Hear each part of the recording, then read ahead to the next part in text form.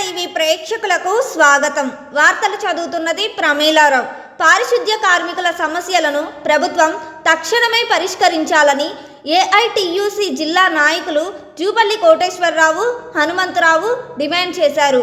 గురువారం దర్శి పట్టణంలోని నగర పంచాయతీ కార్యాలయం వద్ద రెండో రోజు మున్సిపల్ కార్మికులు ధర్నా చేపట్టారు.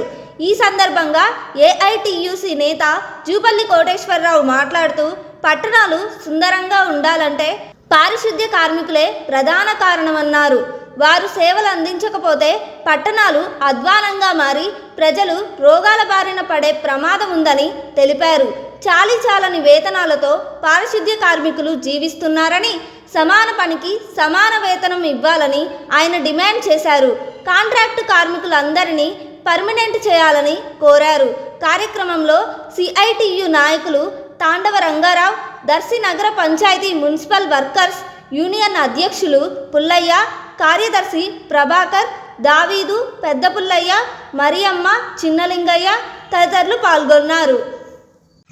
దర్శి నగర పంచాయతీ మున్సిపల్ సిబ్బంది పారిశుద్ధ్య కార్మికులకు సోదరులకు ఏఐటిసి ఉపాధ్యక్షులుగా మీ అందరూ ధన్యవాదాలు తెలుపుతున్నాను.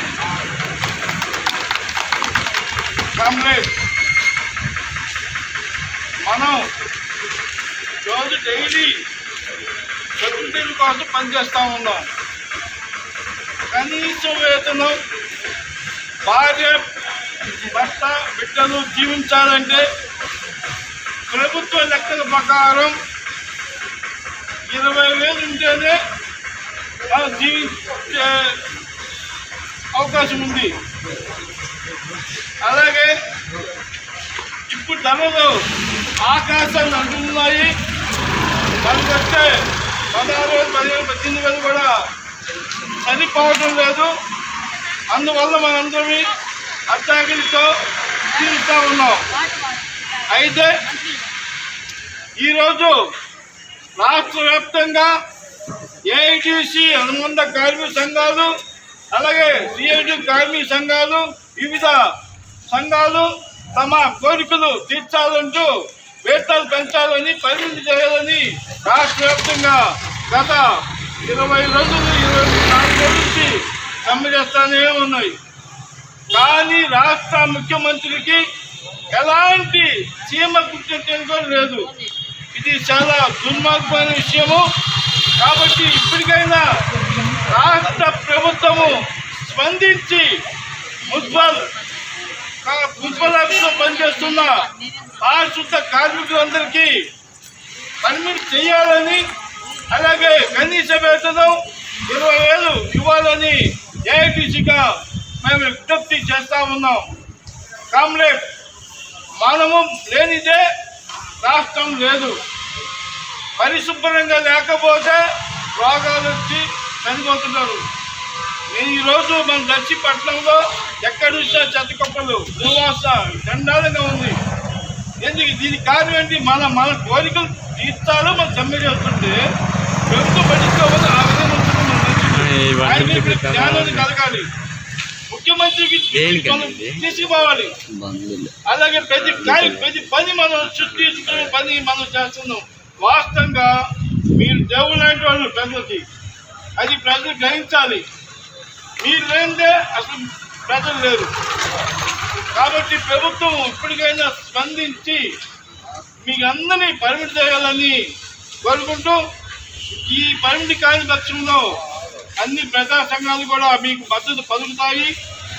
ఈ అవకాశం ఇచ్చినటువంటి అధ్యక్షుల వారికి ధన్యవాదాలు తెలుపుకుంటూ సెలవుకుంటాను.